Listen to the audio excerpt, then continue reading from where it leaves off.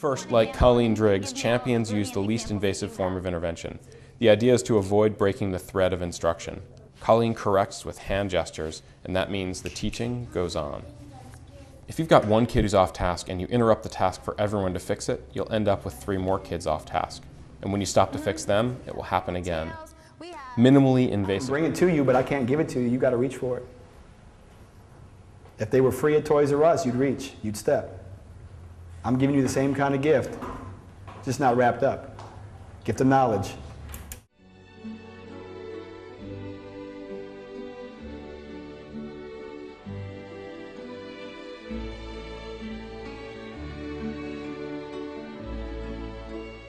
Study finds making that coveted A in college is a lot easier than it used to be. In 1960, just 15% of college grades were A's. Today, that number is up to 43%. We owe it to them to help to prepare them for life. And life is hard. Life is tough.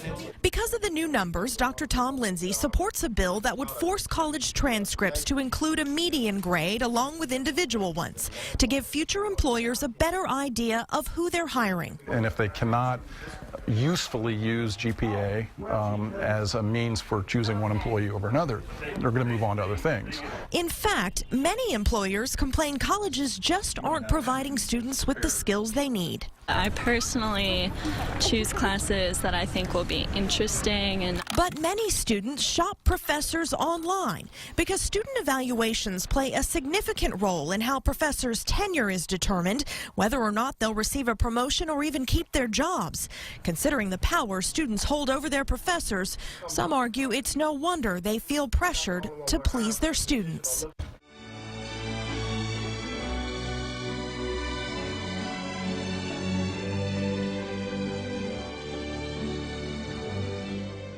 Cities before. One city where I taught is San Francisco. I didn't even say this, but you guys are all doing this. I need silent tracking of me or the projector screen, so you guys are meeting that expectation.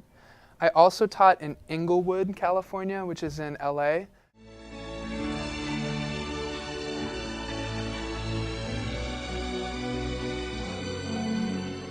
the deal. I'm good at making your brain, think about your brain right now. I'm good at making your brain bigger, at making you smarter. And I'll give a little evidence of that. I already know, I actually didn't tell you this the other day. So 2 years ago, my students were that green line right there. The year before, they got 56% of people on grade level, and then after I taught them, they got 67% on grade level. That means we went up by 11%. Last year at this school, we went from 35% to 52%. So that means we went up by 17%. So I am getting better as a teacher, and we are going to kick some serious butt. Do you know that last year my students scored higher than El Cerrito and any other public high school in this district? You guys better be ready to rock and roll because you're going to learn a lot. And I'm going to talk tomorrow about high expectations, Tuesday about high expectations and what that means. But for now, I want you to spend 30 seconds only and write down one thing that you remember about this presentation I just gave to you.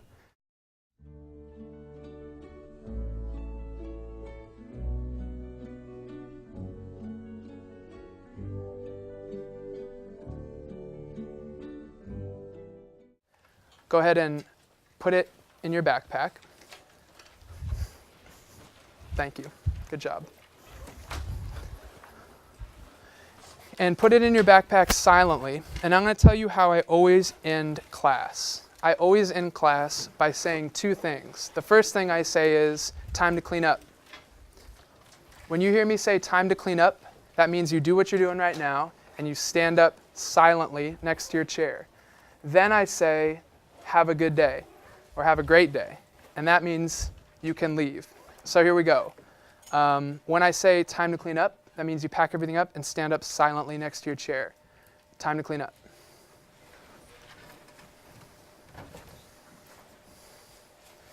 Stay for 1 second. Stay and talk to me if you need to talk about binder stuff. Otherwise, everyone did that just right. Have a great day. Stay for 1 sec.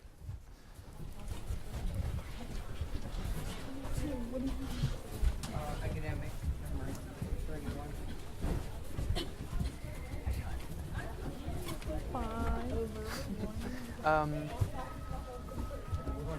What do you think about class today? You breathe heavy. You breathe heavy to show attitude. Right? I want to let you know you're awesome. I believe in you. I already love you very much. But I don't want to hear that breathing. Because here's the truth. Look at me. You are awesome. I already found that out at the retreat. Hold on, look at me. You're a star. And you say you've got attitude, but it doesn't fly in here, and I don't really believe you. You're awesome. You're sweet. And you're committed to going to college. Right? So, no more of that. And here's why. If other people hear you doing it, then it makes them think that they can be negative. Do you hear me? Cool? Mm-hmm. I'm not frustrated. I'm excited to be your teacher. Goodbye.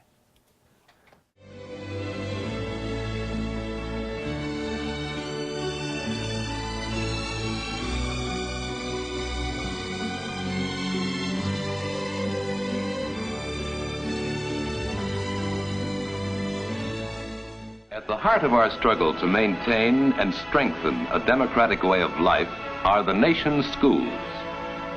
Now as never before, American education is challenged to help prepare the new generation for the vital business of acting as free individuals in a free society.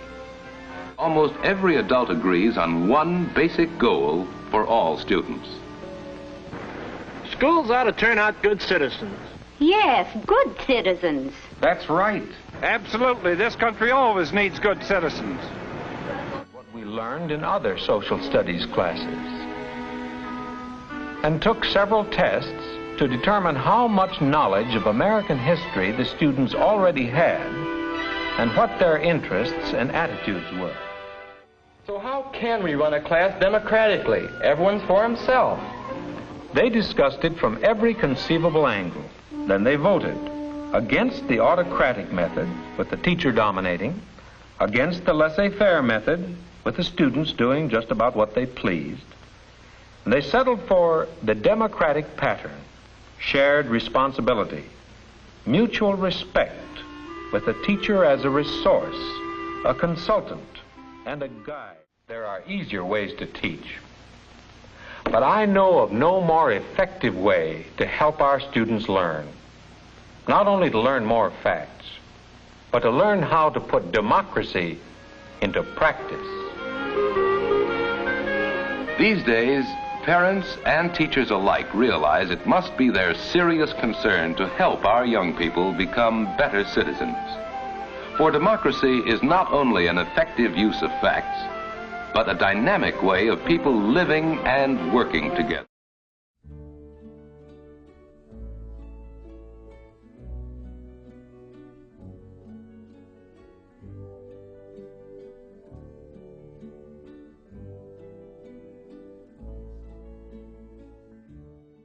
At Ferryway School, the Ironworks project, which is a collaborative effort of a dozen teachers, integrates math, Maybe 2 millimeters. art, English, history, and science. Look where the water's falling.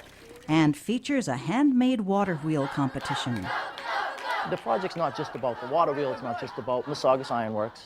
It's about all of the subject areas being brought together, the rocks and minerals, the simple machines, the technology concepts, and they learn leadership, they learn how to get along, how to cooperate. There's a lot of life lessons to be learned. It looks like shiny metal. If you're in different classes, you sometimes forget because your mind's on one class and then you have to be focused on another class. But when it's all together, you could just focus on one thing because it's all the same.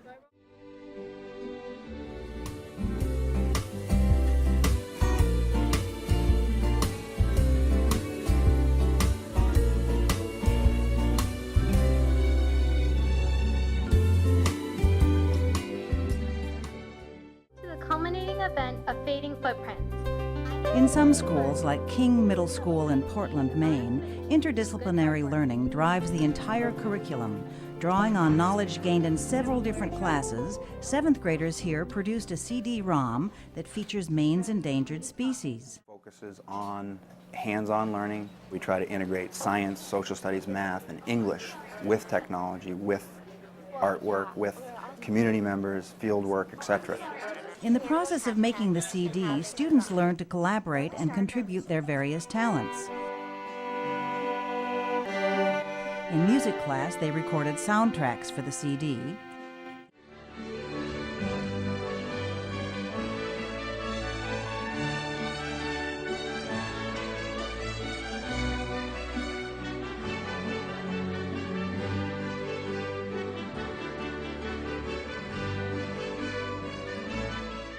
Humor in the classroom is essential because kids are funny and you have to spend at least 6 hours a day in your classroom with them, so you should be having a good time. P.S. There's no TCE in this lab. You're not getting cancer, just so you know. It's low stakes. But I really like carcinogens. So you get them everywhere. You don't need to get them here.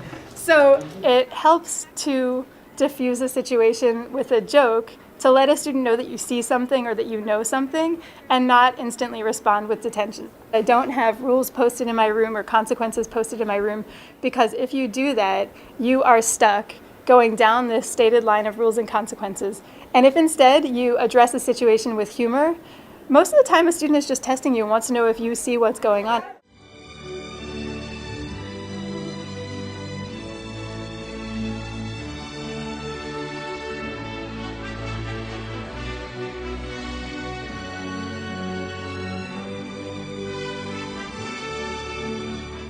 I can't learn from a textbook. I can't concentrate. I don't have the ability to concentrate like that. And here, with the hands-on activities that we do and the integration of everything into our daily lives, it helps me absorb the information a lot better. Recreational use. Instead of tests in various subjects, the school judges presentations to peers and content experts as a better way to assess the understanding of complex subjects. And through biological magnification, the tiger heron is then poisoned because it eats the fish. I think that where we are is a lot like when the Wright brothers flew the first airplane. Imagine for a minute when the Wright brothers flew the first airplane, everybody running up to them, congratulating, saying, "That's wonderful." And someone walks up and says, "Well, that's really impressive, but how is it going to improve the railroad?" The standards for performance that we're using are railroad performances. Today you are going to take the SAT 1. So we're kind of locked in by those standards to fixing the railroad when we need to get busy on inventing flight.